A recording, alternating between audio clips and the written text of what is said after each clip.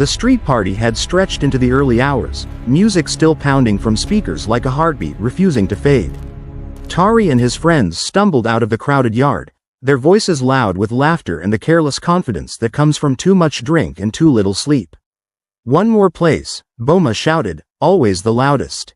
"The night is still young."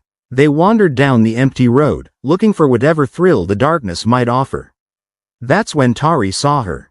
A woman in white, crossing the street alone. Her movements were smooth, unhurried, like she belonged to the night itself. Something about her pulled at him. A curiosity, a fascination. "I'll catch up with you guys," Tari said, already following. His friends laughed and continued on. Tari kept his distance, watching the woman walk with strange purpose down streets that grew darker and quieter. She turned at a junction where the streetlights flickered weakly. Tari hurried to follow, but when he reached the corner, she was gone. Completely gone. He looked around, confused. Then he noticed something that made his skin prickle. Fresh footprints in the dust. Leading forward, then stopping, abruptly, as if she'd simply vanished into air. The next night, Boma had a new plan. "I know a shortcut," he said, grinning with mischief. "Nobody goes there anymore. Perfect place to drink without hassle." They drove to an abandoned area where weeds grew wild and buildings crumbled like forgotten memories. In the center sat an old shrine, half swallowed by grass and vines, offerings rotting at its base. "Look at this old nonsense," Boma laughed, kicking over a clay pot. "People still believe in this?"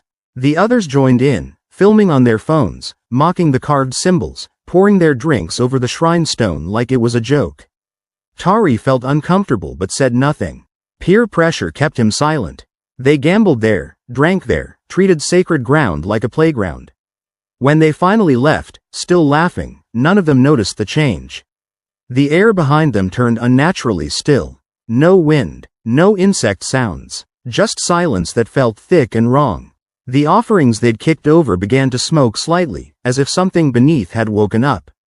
But the boys drove away, windows down, music loud, believing nothing had happened. They were wrong. Something had noticed. Something had marked them. Something patient and ancient had opened its eyes. 20 minutes into their drive home, the car engine coughed once, then died. They rolled to a stop on the loneliest stretch of road, surrounded by darkness so complete it felt alive. Boma tried the ignition. Nothing. Not even a click. "This is impossible," he muttered. The car was fine. Then the streetlights began flickering. Not randomly. In sequence. Like something was moving beneath them, turning them off one by one, getting closer. Tari's heart pounded. The silence outside was too heavy. Too deliberate. Then they heard it. Soft footsteps. Circling the car. Slow. Measured. Too calm to be human. "Who's there?" Boma shouted through the window. No answer. Just footsteps. Closer. A pale figure appeared suddenly in the beam of their headlights. A woman. Standing perfectly still. Wearing white. Tari blinked. She was gone. Just empty road. Then the engine roared to life on its own, as if given permission. Boma didn't wait. He slammed the accelerator and they sped away, hands shaking, voices silent, fear crawling up their spines like cold fingers. Nobody spoke about what they'd seen. But they all knew. Something had shown itself. And let them go. For now. By morning, they'd convinced themselves it was nothing. "Just drunk imagination," Boma said, forcing a laugh. "We spooked ourselves." The others agreed eagerly, needing to believe it. Tari wanted to believe it too. But doubt lingered in his chest like smoke. That afternoon, alone in his room, he scrolled through the videos from last night's party.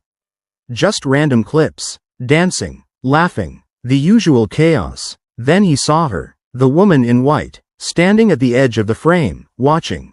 He paused the video, zoomed in.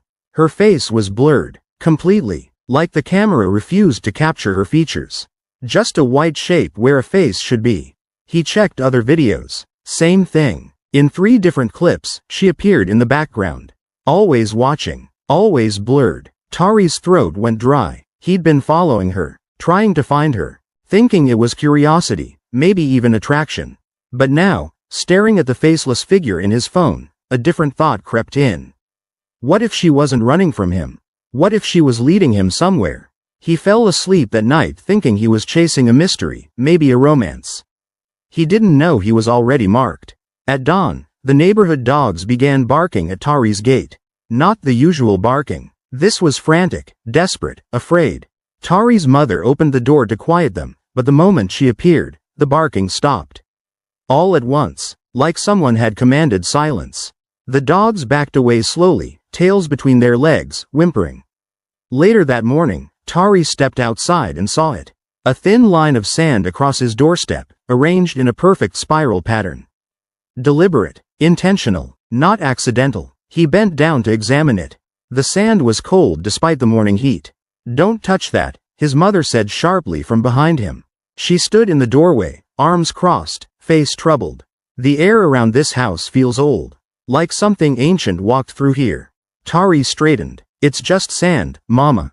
Sand doesn't arrange itself," she said quietly. That night, Tari couldn't sleep. He sat by his window, looking out at the empty street. At exactly 2 a.m., she appeared. The woman in white, but this time, she wasn't walking. She was standing, waiting, under the same flickering streetlight, staring directly at his window. Like she knew he'd be watching. The next night, Tari followed her again. He couldn't help himself. The pull was too strong, like invisible strings tugging at his chest. She walked the same route, same pace, same eerie calm. This time, she stopped under a streetlight that didn't flicker. The only stable light on the entire street. Tari approached slowly, heart pounding. Up close, she was breathtaking. Skin too smooth, eyes too patient, movements too quiet, like she floated instead of walked. Then he noticed something wrong. Her shadow. It moved a second later than she did. Like it was delayed, disconnected. Tari blinked hard, forcing his eyes to focus. For half a second, her neck rippled. Just slightly, like scales shifting beneath skin. He stumbled back, breath catching. She turned to face him fully. Her lips curved into a small, knowing smile. Then she walked away, disappearing into the darkness as if the night had swallowed her whole. Tari stood frozen under the streetlight, his mind screaming at him to run, but his body refusing to move. He'd seen something impossible, but instead of fear, he felt fascination. And that, he would later realize, was the most dangerous thing of all. The next day, Tari saw her in broad daylight. At the crowded market, surrounded by noise and people and normal life. She stood at a fruit stall, examining oranges like any ordinary customer. But she wasn't ordinary. Vendors greeted her warmly, like they knew her well. Yet when Tari asked an old woman which stall the lady in white usually visited, the woman frowned. "What lady?" "The one who just bought oranges from you." The woman looked genuinely confused. "I haven't sold to anyone in the last hour, my son." Tari's chest tightened. Later that evening, while looking through old family photos, Tari found his childhood picture from 10 years ago. Him standing in front of their old house, smiling at the camera. But something was different. In the background, barely visible, stood a faint silhouette. A woman's shape. She hadn't been there before. He was certain. That night, she appeared at his gate. Not passing by. Standing. Like she belonged to the house. His house. Tari watched from the window, heart racing. She looked up, made eye contact, and smiled, then walked away slowly, as if giving him time to follow. And God help him, he wanted to.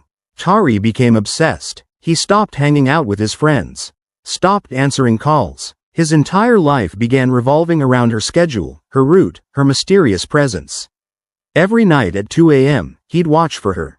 And she'd appear, always punctual, always calm. Strangely, when he was near her, his anxiety disappeared. The stress of school, family expectations, money worries, all of it faded. He felt peaceful, soothed, like something inside him was being gently stroked. He didn't notice he'd stopped dreaming. His nights became blank. He'd fall asleep and wake up instantly, with no memory of dreams, as if his mind had been wiped clean. His mother noticed. "You look different," she said one morning. "Your eyes are distant." Tari brushed her off. But she was right. He was changing. Slowly, subtly. His friends texted him. Boma sent voice notes. "Where you at, bro? We need to talk about that shrine thing. Weird stuff is happening." Tari ignored them all. He arranged his nights around her now.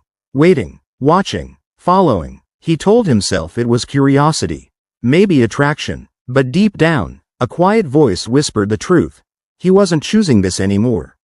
He was being chosen. Boma died on a Tuesday.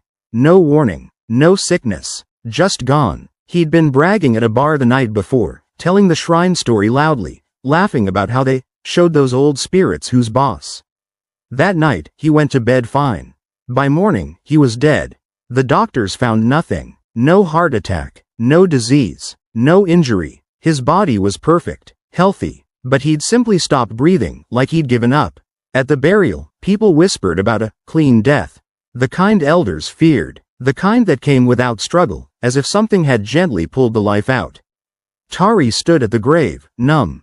As they lowered the coffin, something fell from Boma's jacket pocket. A small object. Tari bent to pick it up. A tiny dried coil, like shed snakeskin. The moment Tari touched it, it crumbled into dust between his fingers. Completely, leaving no trace. Tari's hands trembled. That night, the woman in white appeared earlier than usual. She stood across the street from the funeral gathering. Watching. Not sad, not happy, just watching. Like a witness, like someone checking a list. Tari's stomach turned cold. One friend gone. And somehow, he knew this was just the beginning. 3 days later, another friend collapsed. Samuel had been complaining about a crawling sensation beneath his collarbone. Like something's moving under my skin, he said, scratching at his chest constantly. Doctors examined him, found nothing, but his veins began darkening in thin lines, like black ink spreading under his skin. He died quietly in his sleep. Same clean death, same mysterious silence. Tari started connecting the pattern. Everyone who'd mocked the shrine was being removed. One by one, methodically, like someone was working through a list with cold precision. But the woman remained gentle with Tari, almost protective. When he followed her now, she'd pause, as if making sure he kept up. Sometimes she'd glance back with something that looked like concern. Tari realized the revenge wasn't random. It was counting, and for some reason, she was saving him for last. Or protecting him. He couldn't tell which. That night, he tried to confront her. She stood under her usual streetlight, waiting. "Who are you?" he called out. She didn't answer. She just looked at him with those two patient eyes. Then she did something she'd never done before. She reached out her hand. Toward him. Inviting. Tari felt his feet move forward before his mind could stop them. Tari began noticing small cracks in her calm. One evening, a church bell rang nearby. The woman flinched, visibly, like the sound physically hurt her. Her hands went to her ears, face twisting briefly in pain. Another night, Tari watched her stop near a playground where children laughed. Moisture gathered in her eyes.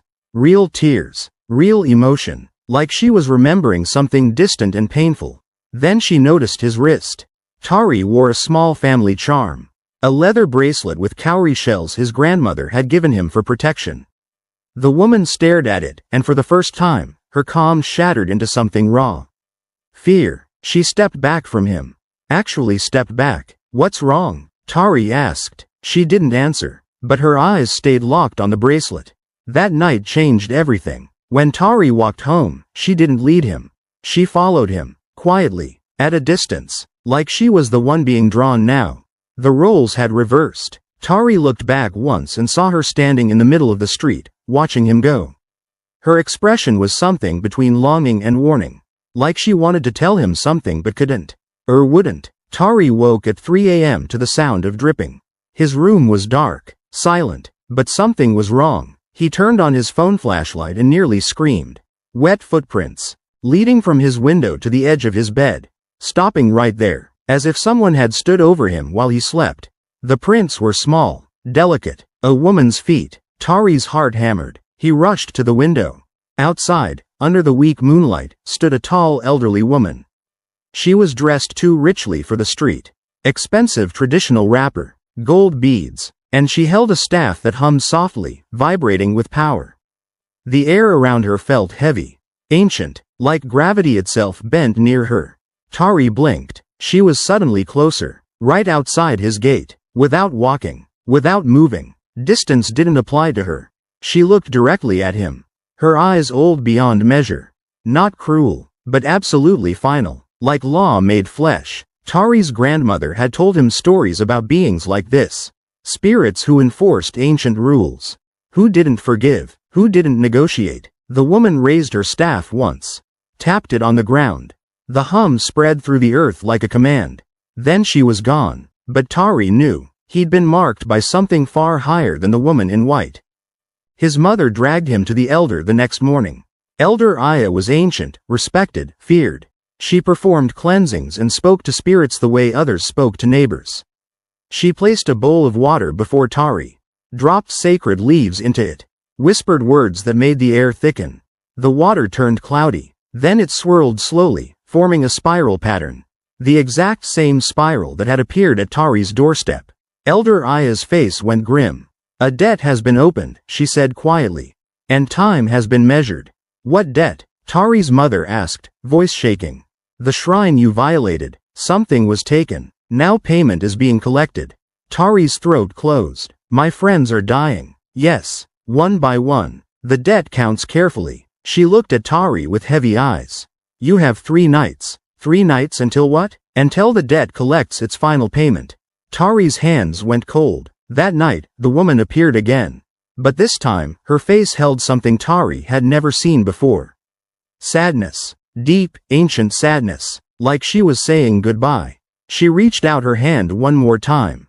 A final invitation. Tari didn't take it. She lowered her hand slowly. Nodded once. Then walked away. And Tari felt his chest crack with something he couldn't name. Tari tried to avoid her route. He took different streets, different paths, drove in opposite directions. But every road looped him back. No matter where he turned, he ended up at the same junction. The same flickering streetlight. The same spot where she always appeared. The city itself had been rearranged. Folded. Rewritten. He wasn't choosing to follow her anymore. He was being guided by an unseen path. When Tari returned to his car one morning, he found scratch marks on the driver's door. Tiny hooks. Precise. Deliberate. The metal felt warm when he touched it, like it had been recently held. That afternoon, while changing his shirt, Tari noticed something horrifying. His skin. Thin flakes were peeling from his arms, shimmering strangely in the sunlight. Not like normal dry skin. Like scales. Translucent. Delicate. He scrubbed at them frantically, but more appeared. His reflection in the mirror looked the same. But he felt different. Lighter. Hollower. Like something inside him was being slowly emptied out. Tari's breathing quickened. 3 nights, the elder had said. This was night 2. He had 1 night left. And he was already changing. Tari decided to test her. That evening, he placed salt and sacred oil near his doorway. Old protections his grandmother had taught him. Things spirits couldn't cross. When the woman appeared, she walked toward his gate as usual. Calm, unhurried, she stepped close to the oil. It began to bubble, violently, hissing like it was burning. The woman stopped. She didn't look angry. She looked wounded, hurt, like she'd expected this, like she'd been waiting for him to betray her. Tari's chest tightened with guilt.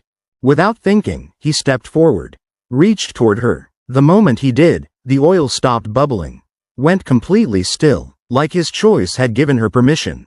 She looked at him with those 2 patient eyes. And Tari understood. Emotional attachment wasn't just romance. It was a key, a doorway. The more he cared, the more access she had. And he'd just opened the door wider. She stepped past the salt and oil easily now. Walked right up to his gate. Touched it gently. The metal warmed under her hand.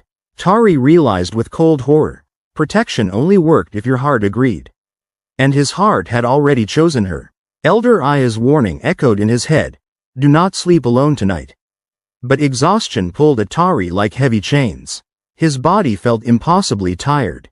Drained. Like something was siphoning his energy. He collapsed onto his bed, fully clothed, trying to stay awake. His eyes closed. And he was gone. Not normal sleep. Deep. Unnatural. Commanded. In the dream, Tari stood at the shrine again. Watching his friends kick offerings. Watching them laugh. Watching them mock. But this time, he saw himself doing something worse. Dream Tari picked up a dark bottle and poured thick liquid onto the shrine stone. Smiling. A smile he didn't recognize. A smile that wasn't his. He woke gasping. It was dawn. His clothes smelled like wet forest. His feet were covered in mud. Fresh mud. Still damp. The dream wasn't a dream. He'd been somewhere, done something, and couldn't remember. When Tari looked outside, she was there, sitting on the ground outside his gate, like she'd been guarding him all night, protecting him from what he might do in his sleep, or protecting others from him. Tari's hands shook. What was he becoming? Desperate, Tari searched his family's old documents, birth certificates, medical records, anything. Then he found it, a faded report from the village clinic, dated 18 years ago. Baby boy found near abandoned shrine. No parents, no identification. Estimated age, 3 months. Unusual circumstances. Multiple dead snakes found in surrounding area. Child unharmed. Tari's world tilted. He ran to Elder Aya, shoving the paper at her with shaking hands. She read it slowly. Her face darkened. You need to tell me the truth, Tari said, voice breaking. What am I? The elder was silent for a long time. Finally, she spoke. There was an incident. Years ago, 5 snakes were killed near that shrine. Babies. A revenge was promised, but 1 life was spared. Me? Perhaps. Or perhaps you were the payment meant to balance the debt. A human child offered in exchange. Tari felt sick. So I'm. We don't know what you are, the elder said carefully. But the woman who follows you, she's not seducing you. She's recognizing you. Tari's legs gave out. The woman in white, she'd been tender with him. Protective, not because she loved him. Because she knew him. She'd been waiting 18 years for him to return. To complete the debt. That night, the air turned thick. Not with heat, with law. Ancient law. The kind that didn't bend. The elderly woman appeared again. Not old this time. Not human. Something vast wearing her shape. The air around her hummed with finality. Tari stood at the shrine. He didn't remember walking there, but here he was. Midnight. Alone. The woman in white stood across from him. Her skin rippled briefly. Her eyes flickered, inhuman for just a second. The elder authority spoke, voice echoing from everywhere and nowhere. The debt is due. 5 lives were taken. 5 lives are owed. 4 have been collected. Tari's heart stopped. The 5th is you. The payment spared, now returned. The woman in white looked at Tari. Her face cracked with something real. Something painful. She'd hesitated. She'd fallen for him. Softly. Slowly. Against every rule. And now she would be punished for it. Unless Tari stepped forward. The authority's voice came again, cold and absolute. Choose. The debt closes tonight. Either he is claimed, or she is replaced by one who will not hesitate. Tari looked at the woman. She looked back. Both trapped. The path behind him stretched into darkness. Uncertain. Unguaranteed. He didn't know if he could still walk back, or if he'd ever been fully human at all. The shrine waited. The night waited. And the debt, patient and final, prepared to collect. When you disrespect what you don't understand, the payment may wait for years. But it always comes back to collect, wearing a face you'll gladly follow. Thank you so much for watching, and please don't forget to subscribe. Where are you watching from?